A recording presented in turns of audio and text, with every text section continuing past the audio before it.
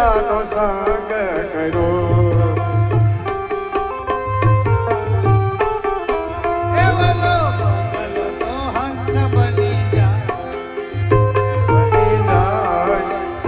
ગુરુ મોતી જો બોલો બગલો તે આવો બગલો તે હંસ બની જાય એવા ગુરુ મોતી જો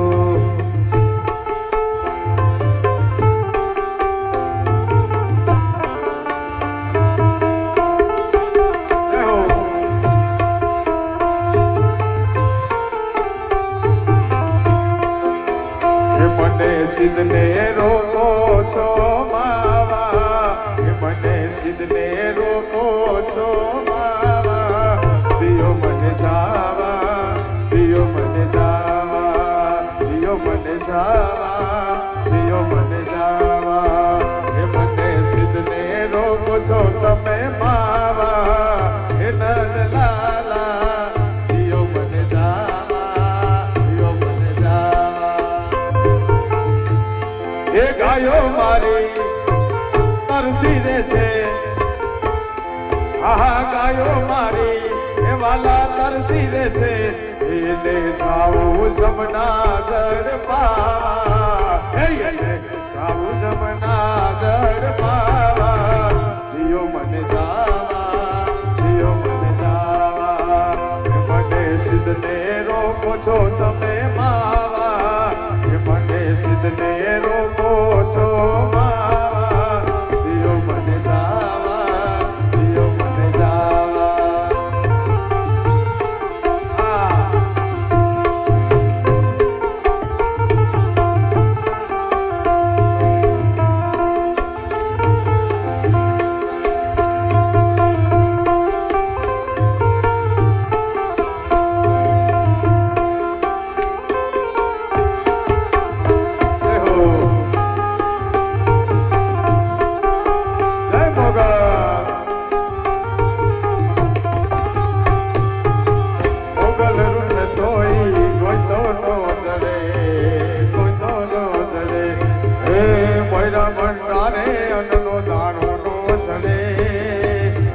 પાણી આરે પાવડું પાણી ના જડે મોગલ રૂઠે તોઈ ગોઈતા નો જડે ગોઈતા નો જડે હા મોગલ મોગલ મારી માવડી હા મોગલ મોગલ મારી માવડી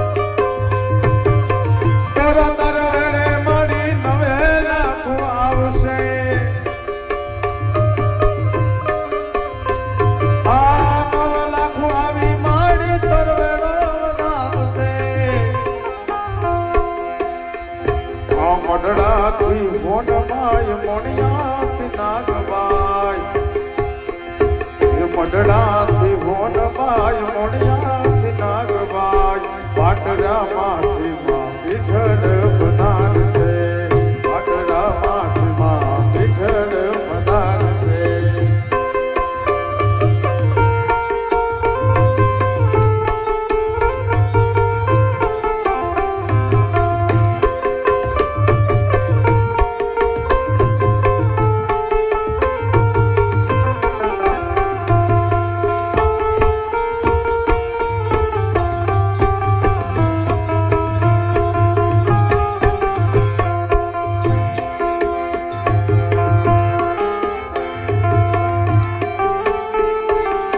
આવો 9 લાખ ને જાડે માડિયાનો નો માડિયાડિયો આવો 9 લાખ ને જાડે માડિયાનો નો માડિયાડિયો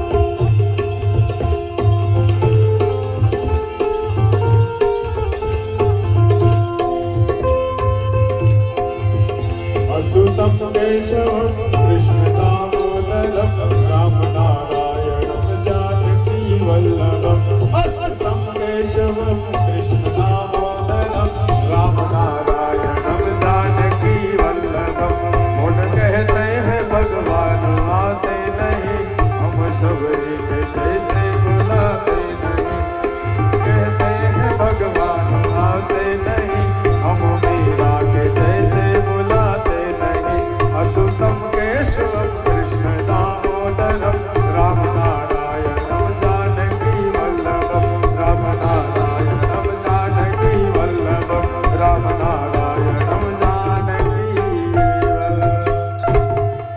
भागवत भगवान की જ્યાં પરીક્ષિત મહારાજની શોધ ચાલી રહી એટલામાં ત્યાં જ સામે તદ્રા ભવત ભગવાન વ્યાસ પુત્રો સ્વયં સુખદેવજી પ્રગટ થઈ ગયા છે. આજાન બાહુ છે, કમળની પાંખડીઓ જેવા મોટા મોટા નેત્રો છે, લાંબા લાંબા કેશ છે, વિશાળ વક્ષ સ્થળ છે, 16 વર્ષની અલ્પ આયુ છે અને એવી દિવ્યતા એમના વ્યક્તિત્વમાં છલકાઈ રહી છે કે જેને જોતા પરીક્ષિત મહારાજને એમ લાગ્યું અરે ગુરુ તો પ્રગટ થઈ ગયા, મળી ગયા છે. દોડ્યા અને પરીક્ષિત મહારાજના ચરણ પકડી લીધા છે. ચરણ પકડ્યા છે. પહેલો પ્રશ્ન કરતા કહ્યું કે આ જીવ માત્રના કલ્યાણનો ઉપાય શું? કેવલ મારું નહીં, કારણ કે ગુરુ એવો સમર્થ છે. એટલે પહેલો પ્રશ્ન સમષ્ટિગત કર્યો કે જીવ માત્રના કલ્યાણનો ઉપાય શું? બીજો પ્રશ્ન કર્યો કે જેનું મૃત્યુ નિકટ હોય એને શું કરવું જોઈએ? મરણની બીક નથી, પણ અંતિમ સમયમાં ભગવાન શ્રી હરિનું સ્મરણ ચૂકાઈ જાય એનો ભય છે. ભક્તિ કરતા છૂટે મારા પ્રાણ, ભગવાનનું એવું માગું છું. રહે જન્મો જન્મ તારો સાથ, ભગવાનનું એવું માગું છું. પ્રભુ અંતિમ સમયમાં તારું સ્મરણ ન ચૂકાય એવું કરજે.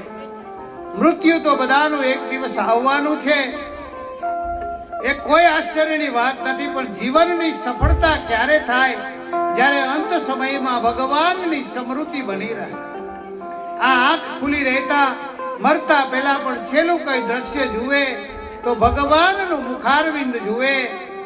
કાન બંધ થતા પહેલા ભગવાનની વાંસળીનો નાદ સંભળાય. આ જીભ બંધ થતા પહેલા ભગવાનનું નામ લઈ લેવાય. હે ગુરુદેવ, અંત સમયમાં પ્રભુની સ્મૃતિ બની રહે. ગુરુ કૃપા શું કરે? ગુરુ કૃપા જ્યારે જીવ સાધન કરવામાં અસમર્થ થઈ જાય ત્યારે ગુરુએ કરેલું ભજન કામ લાગી જાય. આ ગુરુ જે માળા ફેરવે છે, ગુરુ જે સેવા કરે છે, ગુરુએ ભગવાનનું નામ લે છે, એ છેલ્લે ગુરુને કામ નથી લાગતું. એના જે શિષ્ય થયા હોય એના ભાગ્યમાં લખાઈ જતું હોય છે, એને કામ લાગી જતું હોય છે. છેલ્લી ઘડીએ ગુરુએ જેને આશ્રય લીધા છે એને તારવાનો સંકલ્પ કરી લેતા હોય છે. અબ મોહીમાં ભરોસા ન મનતા, બિનો હરિ કૃપા મિલહી નહીં સંતા. હનુમાનજી જ્યારે લંકા ગયા, વિભીષણને મળ્યા, ત્યારે વિભીષણજીને મનમાં ભરોસો થઈ ગયો કે સંત મળ્યા ને તો પ્રભુ ચોક્કસ મળશે, રામ જરૂર મળશે. ગુરુ એ તો ભગવાનનું જીવનમાં આવવાની વધાઈ છે. જો સદગુરુ મિલે હે તો ભગવાન જરૂર મિલેંગે. પરીક્ષિતે પ્રશ્ન કર્યો, મૃત્યુ નિકટ હોય તો એને શું કરવું? આશ્ચર્ય નથી મૃત્યુએ.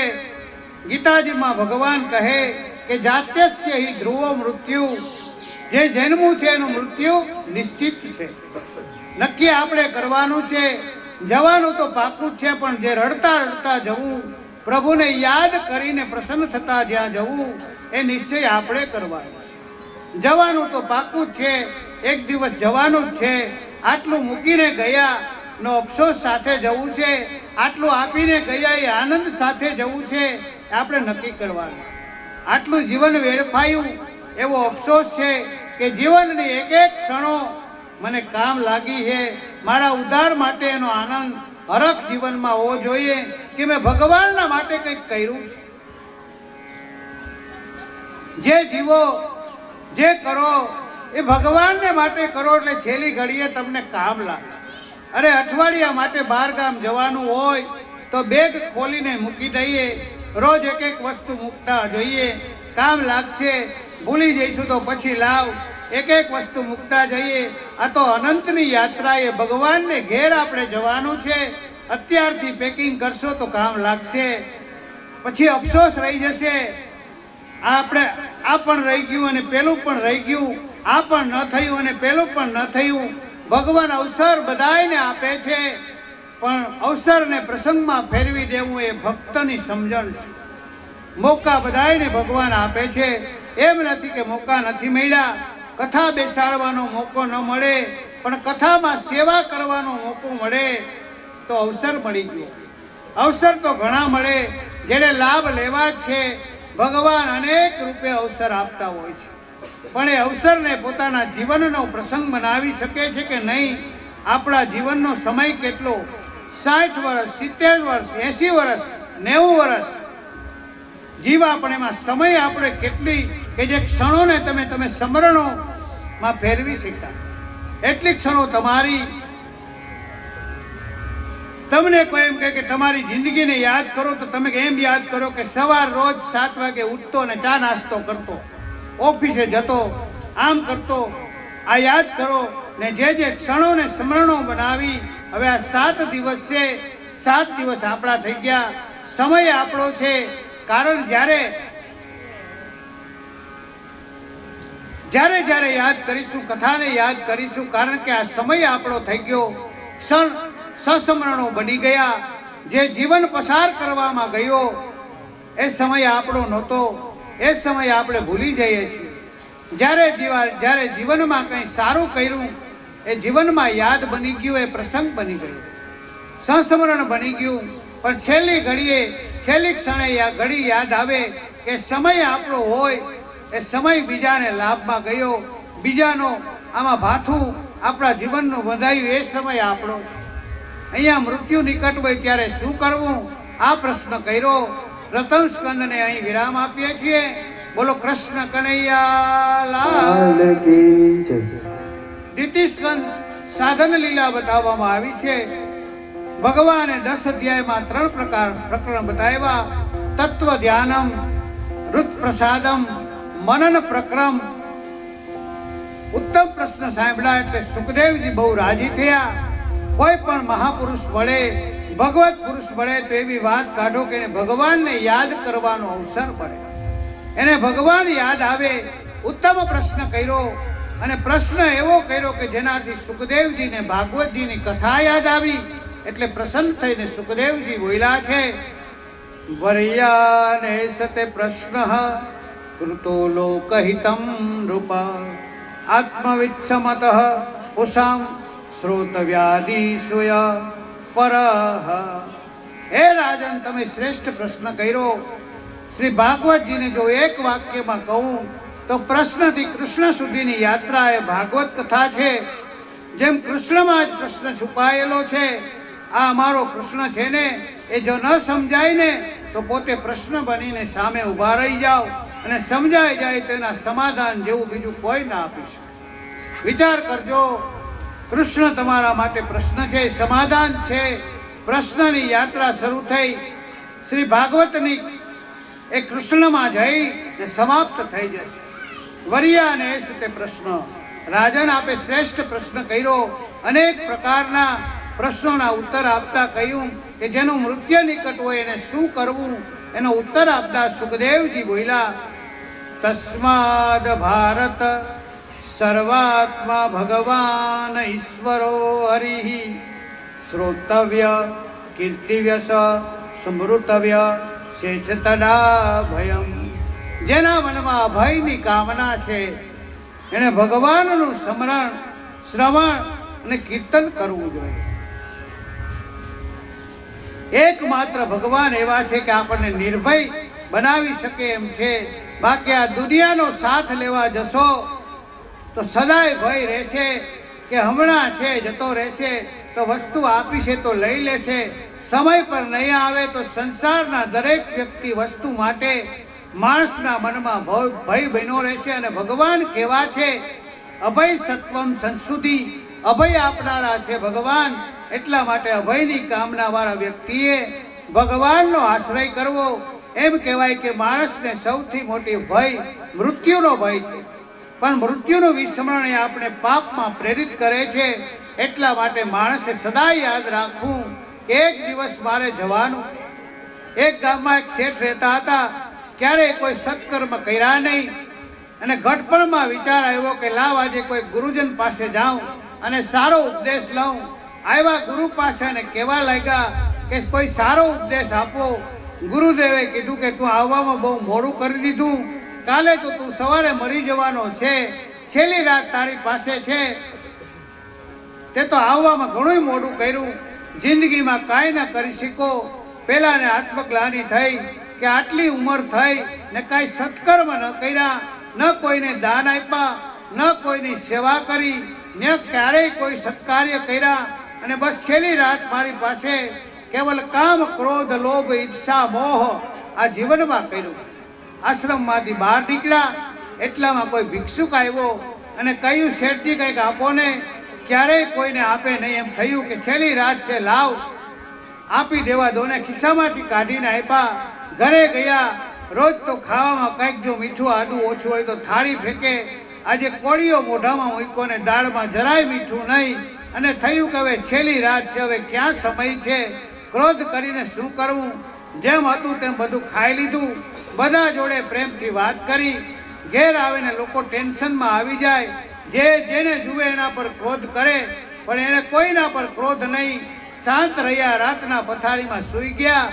સવાર પડીને કાંઈ જાગ્યા ને કાંઈ ન થયું કે આજે ગુરુદેવ ખોટા ખોટા ઉપદેશ આપીને ડરાવી દે છે. હમણાં જઈને જોઉં છું કે ભાગતા ભાગતા ગુરુદેવ આવ્યા. કહેવા લાગ્યા, આ ખોટા ખોટા ઉપદેશો આપીને કોઈને મરાવી નાખશો. કેમ, શું થયું? આપે તો કહ્યું કે છેલ્લી રાત છે અને કાલે તું મરી જઈશ. હું ક્યાં મર્યો? ગુરુદેવે કહ્યું કે જો મૃત્યુનો વિચાર આવ્યો તો ન મર્યો, પણ તારી બુરાઈ બધી જ મરી ગઈ. મને તને મારવામાં ક્યાં રસ હતો? મારે તો તારા પાપને મારવા હતા. મૃત્યુનો વિચાર માણસના પાપને મારી દે છે. એટલા માટે જીવે સદાય ભગવાનનું સ્મરણ કરવું જોઈએ. થયું કે ગુરુદેવ ખોટા ખોટા ઉપદેશો આપીને ડરાવી દે. ભગવાન જ અભય આપે છે. અનેક પ્રકારના પ્રશ્નો અહીં કર્યા છે. ઇતિહાસની વાત કરી. સૃષ્ટિનું સર્જન કઈ રીતે થાય એ પ્રશ્ન કર્યો. ભગવાનના નાભિકમાંથી કમળ, કમળમાંથી બ્રહ્માજી પ્રગટ થયા એની ચર્ચા કરી. 4 શ્લોકમાં ચતુશ્લોકી ભાગવતનો ઉપદેશ ભગવાને આપ્યો. અનેક પ્રકારે સૃષ્ટિ સર્જનની ચર્ચાઓ અહીંયા આવી. કેવા પ્રકારની સૃષ્ટિનું સર્જન ભગવાને કર્યું છે. બ્રહ્માજી ચારે બાજુ જોવા લાગ્યા. ચતુર્મુખ થયા. હું ક્યાંથી આવ્યો? કમળની નાળમાં પ્રવેશ કર્યો, પણ ક્યાંય છેડો ન પામ્યા. પાછા બહાર આવ્યા. ચારે બાજુ જળ છે. જળમાં પરપોટા ફૂટે તો કેવો અવાજ આવે? ટપ ટપ ટપ બ્રહ્માજી અવાજ સંભળાયો. તપ તપ તપ બ્રહ્માજી તપ કરવા બેસી ગયા. જો વ્યક્તિને સારી પ્રેરણા લાવવી હોય તો ગમે ત્યાંથી મળે. જેને સારું સ્વીકારવું જ નથી એને કોઈ સુધારી શકે નહીં. તપ કરવા બિરાજમાન થઈ ગયા. પ્રભુ પ્રસન્ન થયા. 4 શ્લોકમાં શ્રી ભાગવતજીનો ઉપદેશ આપ્યો. ચતુશ્લોકી ભાગવત કહેવામાં આવે છે. વેદાંતમાં મુખ્ય 4 શબ્દો છે. એ ચારેયનો ઉલ્લેખ ચતુશ્લોકી ભાગવતમાં કર્યો છે. બ્રહ્મ, જીવ, જગત અને માયા ભાગવતમાં કહેવામાં આખું વેદાંત આ 4 શબ્દો ઉપર છે. જુદા જુદા આચાર્યોના જુદા જુદા મતો પ્રસિદ્ધ છે. દ્વૈતાદ્વૈત, વિશિષ્ટાદ્વૈત, શુદ્ધાદ્વૈત, આ જુદા જુદા મતો છે. એ મતો ક્યાંથી પ્રગટ થયા? બ્રહ્મ, જીવ, જગત અને માયા આ ચારેયની ઉત્પત્તિ કેમ, એનું સ્વરૂપ શું, એના પરથી એમના મન પ્રસ્થાપિત થાય. વ્યાસજીએ બ્રહ્મસૂત્રો લખ્યા અને બ્રહ્મસૂત્ર જે ભાષ્ય લખે ને આચાર્ય કહેવાય. જે વેદ, ગીતા, બ્રહ્મસૂત્ર અને ભાગવતની એક વાક્યતા કરી પોતાના મતને પ્રસ્થાપિત કરે એ આચાર્ય રૂપે આપણા હિન્દુ ધર્મમાં પ્રસ્થાપિત થાય. ચારેયનું સ્વરૂપ બતાવ્યું. સૌથી પહેલા બ્રહ્મનું સ્વરૂપ સમજાવ્યું કે આ બ્રહ્મ કેવો છે, કોણ છે. ને વાત કહેતા ભગવાન બોલ્યા, અહમેવા સવાગે નાન્યદ્યત સત્સત પરમ પશ્ચાદ હયત દેતચ યોડવ શિષ્યેત સોડસમ્ય. બ્રહ્મનું સ્વરૂપ સમજાવતા ભગવાને કહ્યું કે અહમેવ અગ્રે, જ્યારે કશું નહોતું, કોઈ નહોતું, ત્યારે પણ હું હતો. જ્યારે બધું છે તો હું છું, અને જ્યારે કશું નહીં રહે ત્યારે પણ કેવલ હું રહી. આ જ બ્રહ્મ છે. કાંઈ નહોતું ત્યારે હું હતો. બધું દેખાય છે રૂપ નામના ભેદથી હું જ છું. જ્યારે કંઈ નહીં રહે ત્યારે કેવળ હું રહીશ. આ બ્રહ્મ. ઈશ્વાસ્યમિદં સર્વયત કિશિતમ જગત્યામ જગતઃ તેન ત્યક્તેન પૂજિતા માગૃદકસ્ય સ્વિદધનમ. જે ઈશોપનિષદમાં ઉપનિષદમાં વાક્ય કહેવામાં આવ્યા, સમગ્ર ઈશનો આવાસ છે. બ્રહ્મ જગત રૂપે પરિણમિત થાય છે. બ્રહ્મ પૂર્ણાનંદ છે, જગત નિરાનંદ છે અને જીવ અલ્પાનંદ છે. આ બ્રહ્મનો જ વિસ્તાર છે. અખિલ બ્રહ્માંડમાં એક તું સૌ શ્રી હરિ, જુજવે રૂપ અનંત ભાસે.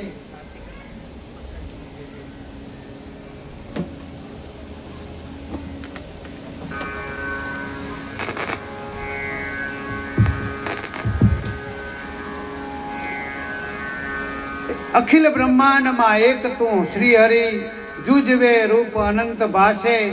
રૂપાનામ વિબધેન જગત ક્રીડતી યો યતઃ. વિવિધ રૂપ ધારણ કરી લીલા કરી રહ્યા છે. બ્રહ્મની વાત કરી, જીવ જગત અને માયાનો ઉલ્લેખ કર્યો. ભાગવતજીના લક્ષણોની ચર્ચા દ્વિતીય સ્કંદમાં આવી. પુરાણમાં 5 લક્ષણ અને મહાપુરાણમાં 10 લક્ષણ હોય. આ ગ્રંથ ભાગવતજી છે એમ આપણે કેમ માનીએ કે આ ગ્રંથ ભાગવતજી જ છે? અન્ય પુરાણ પણ હોઈ શકે. અન્ય પુરાણ ભાગવતજીનો ભેદ કેમ સમજવો? ઉપરનું કોઈ પુઠ્ઠું બદલી નાખે, ભાગવતજીની જગ્યાએ બીજા પુરાણનું પુઠ્ઠું ચડાવી દે, તો તમે એમ માનો કે ભાગવતજી અન્ય પુરાણ. એના લક્ષણ શું? કઈ સ્કંદ પુરાણમાં લક્ષણ બતાવ્યા. યત્રાધિકૃત્ય ગાયત્રી વર્ણયતે ધર્મ વિસ્તરઃ વૃત્રાસુર વદ્યો પેત તદ ભાગવત વિષ્યતે. ભાગવતજી જેમ કેમ માનવું તેનું લક્ષણ સ્કંદ પુરાણ કહે કે યત્રાધિકૃત્ર ગાયત્રી, જેનું શરૂઆત ગાયત્રી મંત્રથી થાય. આ શ્રી ભાગવતનું પહેલું લક્ષણ. જન્માદસ્ય યતોડ યાતિ તરત યથાસ્ય બીજ સ્વરાટ. તેને બ્રહ્મ હૃદાચ આદિ કવિએ મોહયંતી યત સુરય. તેજો વારી મુદ્રા યથા વિનિમયો યત્ર તિસર્ગોડ ભૂષા. ધામાસ્વને સદા નિરસ્તક્વમ સત્યમ પરમ ધીમહિ. ગાયત્રી મંત્રથી શરૂઆત થઈ. વર્ણયતે ધર્મ વિસ્તર, જેમાં ધર્મનો વિસ્તારથી વર્ણન ન હોય. વૃતાસુર વધ્યોતે, અને જેના વૃતાસુર વધની કથા આવતી હોય એ ભાગવતજી છે. બીજું લક્ષણ, પુરાણ અને મહાપુરાણમાં તમે કેમ કહો કે ભાગવતજી મહાપુરાણ છે? પુરાણ નથી તો કહે પુરાણમાં 5 લક્ષણ હોય અને મહાપુરાણમાં 10 લક્ષણ હોય. ભાગવતજીમાં 3જા સ્કંદથી લઈ અને 12મા સ્કંદ સુધી મહાપુરાણના 10 લક્ષણોનું વર્ણન છે. આ ભગવાનની 10મી લીલા, 10 લીલાયુતમ સદા. એમ શ્રી ભગવાન કહે કે ભગવાન સદાય 10 લીલાથી યુક્ત છે. આ 10મી લીલાઓ કઈ 10 લક્ષણ ક્યાં તો કહે અત્ર સર્ગો વિસર્ગ સ્થાનમ પોષણ ઉતય મંત્રે સ્થાનો કથા નિરોધો મુક્તિરાશ્રય. એટલે 3જા સ્કંદમાં સર્ગ લીલાથી શરૂ થશે. સર્ગ વિસર્ગ સ્થાન પોષણ ઉતિ મનવંતર ઈશાનો કથા નિરોધ મુક્તિ અને આશ્રય, આમ 10 લીલાઓનું વર્ણન ભાગવતજીમાં આવશે. એટલે ભાગવતજી કોઈ સાધારણ પુરાણ નથી, પણ મહાપુરાણ છે.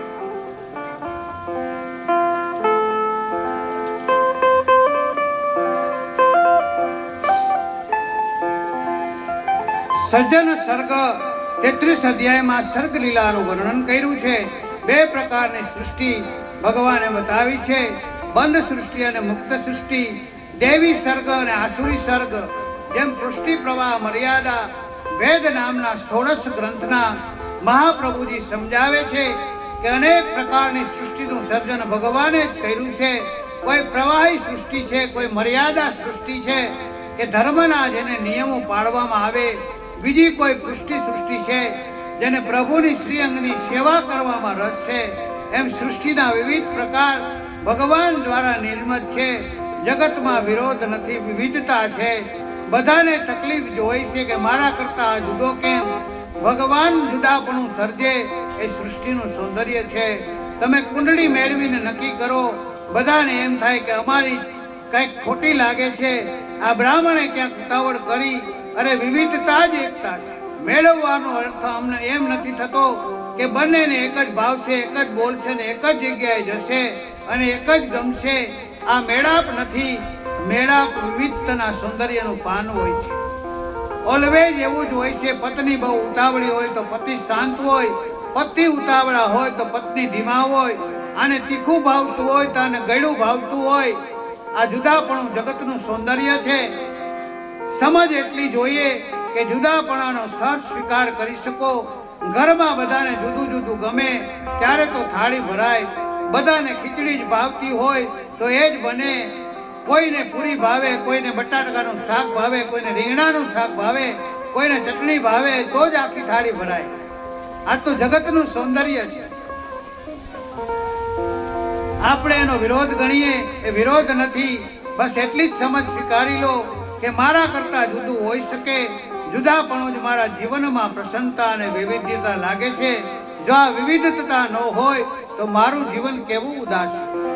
આ દુનિયામાં બધાને એક જ રંગ ગમતો હોય તો દુનિયા કેવી કદરૂપી લાગે. આ રોજ જુદા જુદા કપડાં પહેરો, ક્યારેક કેસરી, ક્યારેક લાલ, ક્યારેક લીલા, કેવા સુંદર લાગે. કથામાં આ જગતનું સૌંદર્ય જ આ છે. અત્યારે લોકો બધા જે મહેનત કરે, દુનિયાને એક કરી નાખો, બધાને એક જ માનવું અને એક જ ભાવવું જોઈએ, એક જ ગમવું જોઈએ, એનાથી જ વિવાદો વધે છે. ભગવાને વિવિધતા સર્જી છે બસ એકતા દુનિયામાં લાવવા માટે. બધાને એક સરખા કરવાની જરૂર નથી. બીજા જુદા હોઈ શકે, વાતને સ્વીકારવાની જરૂર છે. તો આપમેળે દુનિયામાં એકતા આવશે. પણ પરાણે બધાને એક કરવાની કોશિશ કરશો તો મોટા વિખવાદો થશે. એટલા માટે જેમ દુનિયામાં એકતા વિવિધતાથી સૌંદર્ય છે, એમ પરિવાર કુટુંબમાં પણ વિવિધતાથી સૌંદર્ય છે. જુદાપણું સ્વીકારો. આપણે કહીએ કે અમે 21મી સદીના માણસ, અમે ભણેલા ગણેલા, અમે બહુ મોડર્ન. તો મોડર્ન કોઈ મોબાઈલ કોમ્પ્યુટર વાપરતા આવડી જાય એટલે કહેવાય? ટૂંકા કપડાં પહેરી લેવાથી મોડર્ન થવાય? બીજાના વિચારોને સર્ચ જે સ્વીકારી શકે એ દુનિયાનો સૌથી મોડર્ન માણસ. પોતાને ન ગમતા વિચારો, આપણાથી કોઈ જુદા બોલતા હોય આપણો દુશ્મન ન થઈ જાય, આપણાથી કોઈ જુદું વિચારતું હોય એ આપણો દુશ્મન ન થઈ જાય એનો વિચાર છે. એ જુદું વિચારી શકે. બુદ્ધિવાળા વ્યક્તિના જ વિચાર જુદા હોય. જેને બુદ્ધિ જ ના હોય ક્યાં વિચારવાનું? આ સંસદમાં બધા લડે તો લડવા જ જોઈએ. બધા ભેગા થઈને જશે તો આપણે તકલીફ થશે. આજ તો લોકશાહી છે. બધા જ પોતાનો અવાજ મૂકે, બધા જ પોતાના વિચારો મૂકે, બધા જ ભેગા થઈ જાય તો માણસોનું શું થાય? આ લોકો એમને ગમતું કરી નાખે. માણસનો અવાજ પહોંચવો જોઈએ, વિવિધતા પહોંચવી જોઈએ. એટલા માટે દુનિયામાં બુદ્ધિમાન લોકો પોતાના વિચારો રહેવાના. બાળક કયું કરે બરાબર, પણ બધું જ પૂછી પૂછીને કરે તો માતા પિતા પણ કંટાળી જાય કે હવે તો તારો કઈ નિર્ણય લે, આપણે શું તકલીફ થાય? બાળક બોલતું ન હોય ત્યારે એમ કહે કે બોલે તો સારું, બોલે તો સારું, અને બોલતું થાય ત્યારે એ ચૂપ રહે તો સારું. આપણી તકલીફ એ પોતાના મનથી કરે તો પાછી તકલીફ આ તો કંઈ કરતો નથી. કરતો થાય તો એમને પૂછતા નથી તો કરે શું પેલો? સ્વતંત્રતા ક્યાં સુધી? પરાધીનતા ક્યાં સુધી? બુદ્ધિમાન વ્યક્તિના પોતાના વિચારો રહેવાના. સમજદાર વ્યક્તિએ વૃક્ષની જેમ બની અને વેલના વિકાસનો આધાર બની જવું. પણ એવા મોટા વૃક્ષ બનીને નહીં બેસી જવું કે આજુબાજુ કંઈ ઉગે જ નહીં. પરિવારમાં વેલનો વિકાસ થાય એવા આધાર બનવું કે જેના કોઈને આધાર આપી દઈએ. પણ ઘટાદાર વૃક્ષ એવા હોય કે બીજા કોઈને નીચે ઉગવા ન દે, એવું ન બનવું. આપણે જ વિચારું કે હું આધાર બનું છું કે બંધન બનું, બંનેની પ્રક્રિયા સરખી લાગે. વેલ ઉગી હોય, લાકડી રોપો તો સાધારણ વ્યક્તિને એમ થાય કે બિચારી હમણાં ઉગી અને લાકડી જોડે બાંધી દીધી. પણ લાકડી એનું બંધન નથી, એના વિકાસનો આધાર છે. એમ વડીલોએ પણ ઘરમાં યુવાનોના બંધન ન બનવું, વિકાસનો આધાર બની જવું. યુવાનોએ પણ શીખવું કે આ મારું બંધન નથી, આ મારા વિકાસનો આધાર છે. કારણ કે એમની સમજણ ને હું મદદમાં લઈશ અને મારી બુદ્ધિને વાપરી એની કરતાં આગળ પ્રગતિને સાધીશ. મારા પુરુષાર્થનો ઉપયોગ કરી અને સમજદારની સમજ લઈશ અને મારા જીવનની ઉન્નતિ તરફ જઈશ. આવું જો સમાધાનનો રસ્તો નીકળે તો બંનેનો વિકાસ થાય, પણ બંને એકબીજાને બંધન માને તો બંનેનો વિકાસ રૂંધાઈ જાય. આપણે ત્યાં બંધનની સંસ્કૃતિ નથી, આપણે ત્યાં સંબંધની સંસ્કૃતિ છે. એકબીજાની લાગણીઓને રૂંધી પોતાની ઈચ્છાને પૂરી કરવી એ બંધન, અને પોતાની ઈચ્છાનો ભોગ આપી બીજાનું મન સાચવી લેવું એ સંબંધ. તમે બંધનની વિચારધારામાં છો કે સંબંધની? જો તમે વિચાર કરવાનો, તમે પરિવાર, કુટુંબ, સમાજ માટે સંબંધ રાખો. તમારો આધાર, તમે સીડી બનો છો, આગળ જવા દો છો કે એને રોકી રાખો છો? આ વિચારજો. બહુ નાજુક પાતળી રેખા છે. આની ક્ષણો એવી હોય, સમજદારની સમસ્યા. જો જ્ઞાન આપી શકાય, ભણાવી શકાય, પણ વિવેક તો પ્રગટે. વિવેક કોઈને શીખવાડી શકાય નહીં. એ તો માણસની અંદર જ્ઞાન દ્વારા પ્રગટ થાય. ક્યાં બેસવું, ક્યાં ન બેસવું, ક્યારે બોલવું, ક્યારે ન બોલવું, ક્યારે સાથ લેવો, ક્યારે ન લેવો, ક્યારે પૂછવું, ક્યારે ન પૂછવું. વિવેકથી પાતળી રેખા છે. પ્રભુ પાસે જ્ઞાન ન માગતા, પ્રભુ અને ગુરુ પાસે વિવેક માગજો. બુદ્ધિ તો બધાની પાસે છે, પણ બધા બુદ્ધિમાન લોકોના વિવેકના અભાવમાં બીજા માટે અણગમો ઉત્પન્ન કરી દે. એટલે પોતાનું સુખ જોતા પહેલા, સુખી થતા પહેલા પરિવારના લોકોના ચહેરા જોઈ લેવા. ક્યાંક કોઈને દુઃખી કરીને તો હું સુખી નથી થયો ને. સમજદાર વ્યક્તિ, ભણેલો માણસ એ છે કે સામેવાળાના મનને વાંચી શકે. ગ્રંથો, પુસ્તકો વાંચે એ બધું બરાબર છે, પણ સ્વજનોના મનને વાંચતા આવડે. ક્યારેય એ ચહેરો વાંચતા શીખા છો?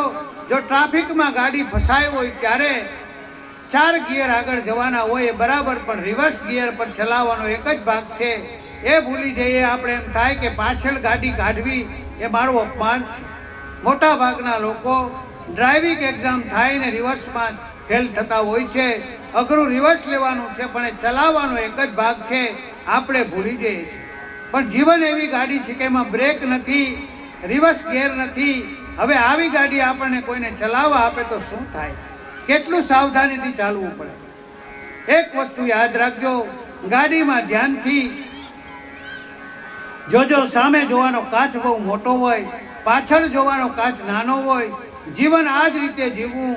બહુ ભૂતકાળને યાદ રાખી ભવિષ્યમાં આવતા સારા અવસરોને ગુમાવી ન દેવા. બહુ પાછળના કાચમાં ન જવું. એ તો નાનો કાચ જ રખાય. આપણે ધ્યાનમાં રાખીએ, સાવધાની રાખીએ. એના માટે ભાગે આગળનો કાચ જ મોટો હોય. આગળ હોય જીવન, આગળ જોઈ જીવન જેમ કેમ આગળ વધે એનો પ્રયાસ સતત કરતા રહેવું. બહુ પાછળના કાચમાં જો જોવા જાય તો ગાડી ભટકાઈ જાય. ઘણા લોકોને જીવન એમાં જ અટકી જાય. પણ એ દિવસે તમે આમ કર્યું, હવે ગયું તે ગયું, થઈ ગયું. જીવનમાં ભૂલતા શીખવું. ઘણા લોકો ફરિયાદ કરે કે જે યાદ નથી રહેતું. મેં કીધું બહુ સારું, કારણ કે જ્યારે પાઠ કરો ત્યારે નવો લાગે, જ્યારે વાર્તા વાંચો ત્યારે નવી લાગે. યાદ રહી જાય, પછી આ તો આવડે, આગળનું વાંચીએ એવું થઈ જાય. ને ઘણીવાર કોઈ વસ્તુ યાદ રહી જાય ને એટલા માટે અણગમો, એની માટે નિર્ણભાવ આવી જાય. આ તો આવડે છે, આ તો મેં વાંચ્યું છે, આ કથા તો ખબર છે, એટલે પાના ફેરવી નાખે. યાદ ન રહેતું હોય તો દરેક વખત નવું લાગે. એટલે પણ ઉપકાર છે, કારણ કે જીવનમાં અઘરું ભૂલવું જ છે. યાદ રહેવું બહુ સહેલું છે. તમને 10 વર્ષ પહેલા તમારું કોઈ અપમાન કર્યું હોય તો તારીખ, ટાઈમ અને વ્યક્તિ સાથે યાદ છે કે નહીં? સન્માન ભૂલી જાઓ, પણ અપમાન તો યાદ જ હોય છે. જે વસ્તુ મન મહત્વ બધાને યાદ રહે, જેને તમે મહત્વ નથી આપતા એ વસ્તુ ભૂલી જાઓ છો. તો જો ક્યારે કંઈ ભૂલવાનું, ભગવાનનું ભૂલ્યા તો એમ માનજો કે ભગવાનને મેં મહત્વ નહોતું આપ્યું, મેં આ પાઠને મહત્વ ન આપ્યું, મેં આ વાર્તાને મહત્વ ન આપ્યું, એટલે હું ભૂલી ગયો. તો વિવિધતા એ ભગવાનનું સર્જન છે. એને સ્વીકારશો તો જીવન સુંદર લાગશે. વિરોધ રૂપે જોશો તો હંમેશા ઉદાસ રહેવાનો વારો આવશે.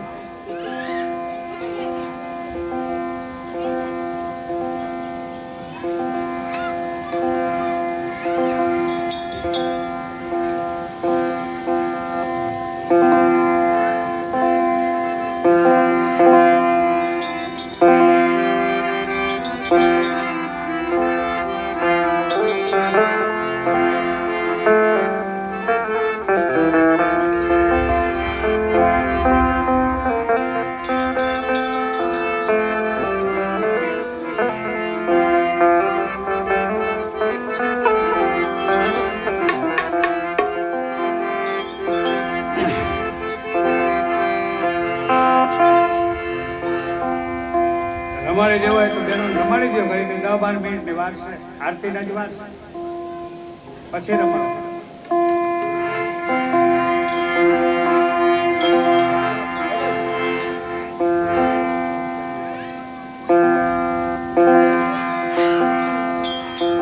હાલ હાલ હાલ હાલ હાલ હાલ હાલ હાલ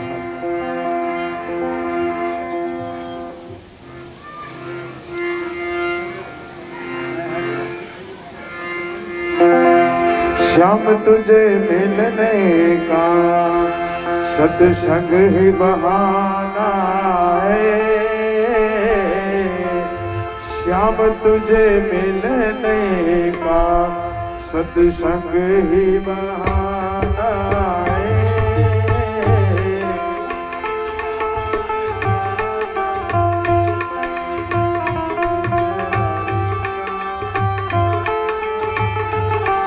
और दुनिया वाले क्या जाने मेरा रिश्ता पुराना है.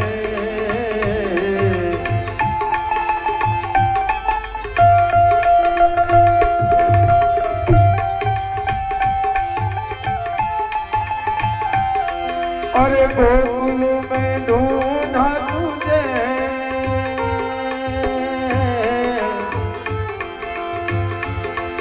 अरे गोकुल में ढूंढा तुझे,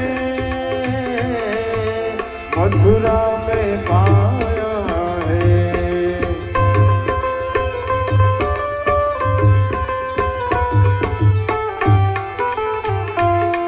और वन रावण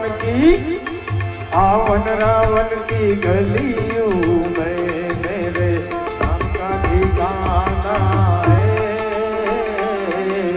श्याम तुझे मिलने का सत्संग ही बहाना है.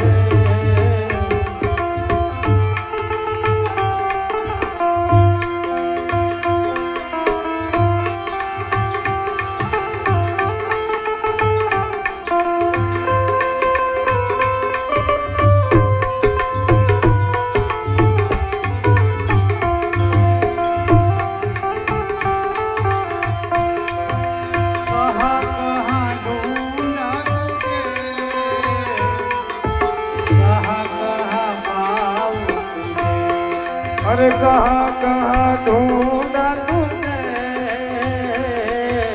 कहाँ कहाँ पाऊं तुझे.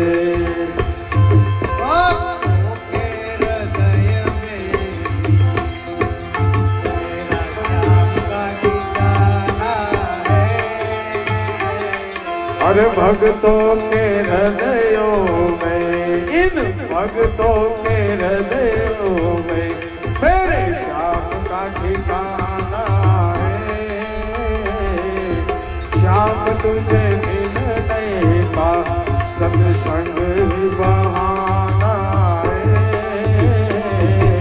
दुनिया वाले क्या जाने मेरा रिश्ता पुराना है.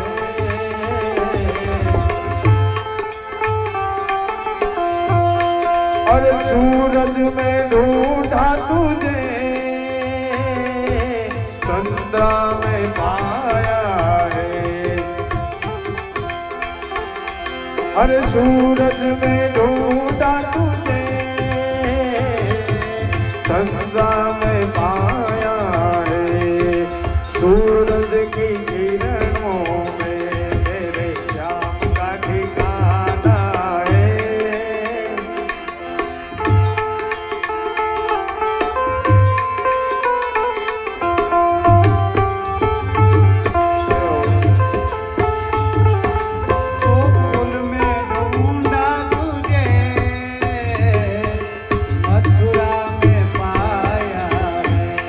हर गोकुल में ढूंढा तुझे, मथुरा में पाया है. वृंदावन की गलियों में मेरा श्याम का ठिकाना है. श्याम की गलियों में सत्संग एक बहाना. श्याम तुझे नैना सत्संग ही बहाना है।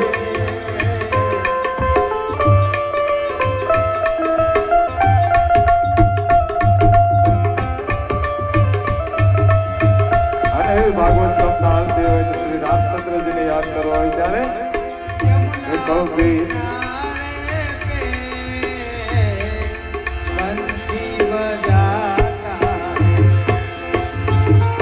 અરે યમુના યમુના યમુના યમુના કિનારે पे बंसी बजाता है। बंसी की धुनों का सारा जग ये दीवाना है। तेरी बंसी की धुनों का सारा जग ये दीवाना है।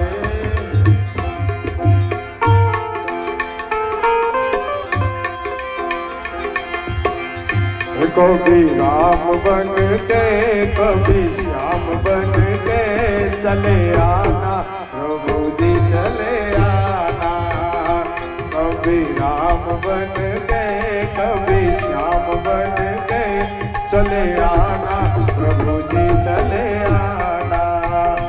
तुम राम रूप में आना तुम राम धनुष हाथ लेके सीता साथ लेके चले आना प्रभु जी चले आना। कभी राम बन के कभी श्याम बन के चले आना प्रभु जी चले आना।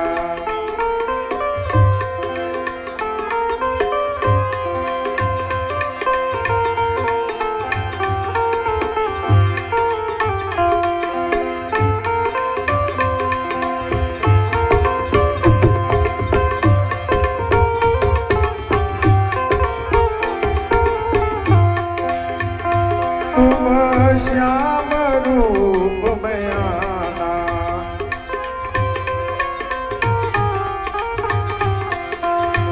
हो बंसी साथ लेके बंसी हाथ लेके राधे साथ लेके चले आना प्रभु जी चले आना।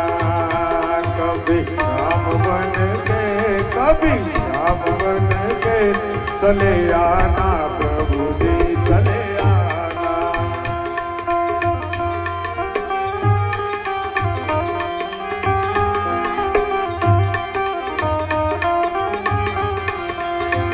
ओ तुम शिव रूप में आना ओ तुम शिव रूप में आना।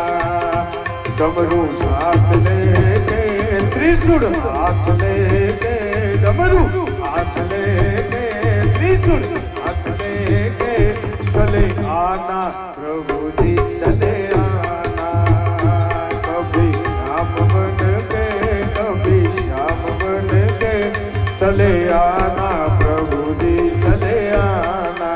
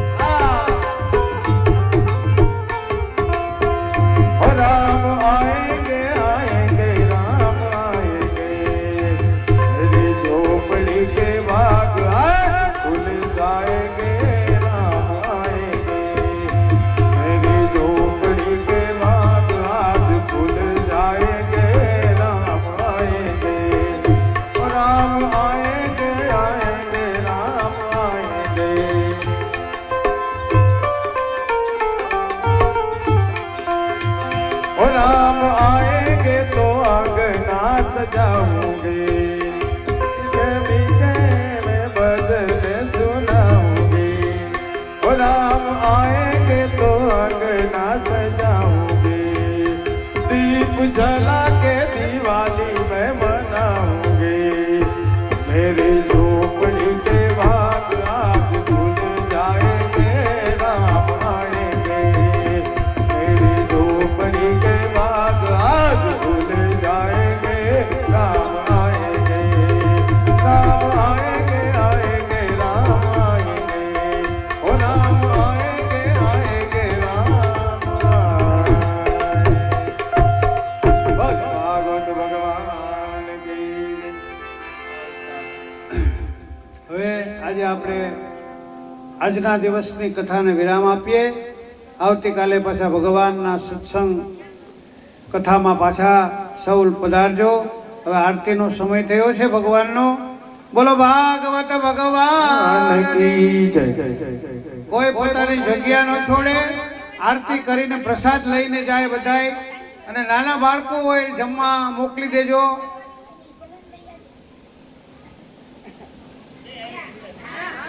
આરતી એમાં શું વાંધો?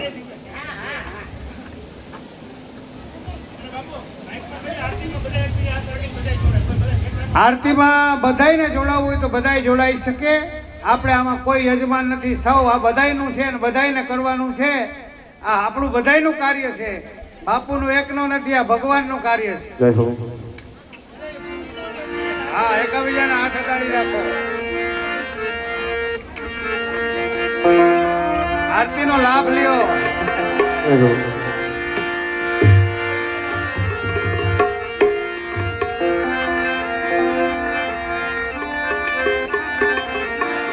એ દીવડા જગમગ જગમગ आय दीवन। जय हो। बलिधारेश्वर महादेव की जय जय जय जय। भागवत भगवान की जय जय जय जय जय जय। जे बोलता जे पाप लागे नहीं બધું અમારી પર એટલે એકવાર ભાવથી જય બોલો। બોલ નાગેશ્વર महादेव की, भागवत भगवान की